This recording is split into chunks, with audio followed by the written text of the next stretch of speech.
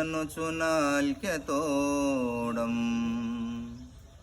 పలుక నేర్చిన వారి పాదంబులకు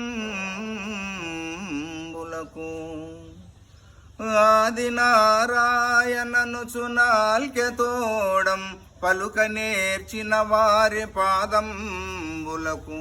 సాష్టాంగముగా నమస్కారమార్పణ చేసి ప్రస్తుతించదనయ్య బహువిధంబుల ధరణిలో నరులెంత దండివారైనను నిన్నుగానని వారినే స్మరింప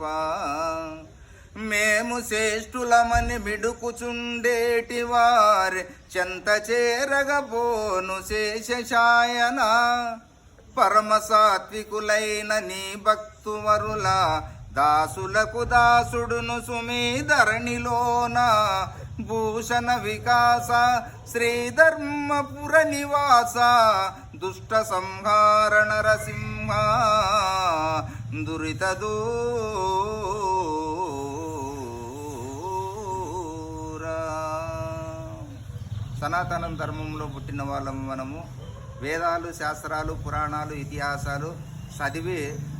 సమాజానికి బోధించలేకపోయినా ఆది నారాయణనుసు పలుకు నేర్చిన వారి వాళ్ళ పాదాలకు సాష్టాంగముగా నమస్కారం చేస్తానని ఆ శేషప్ప కవి అంటున్నారు.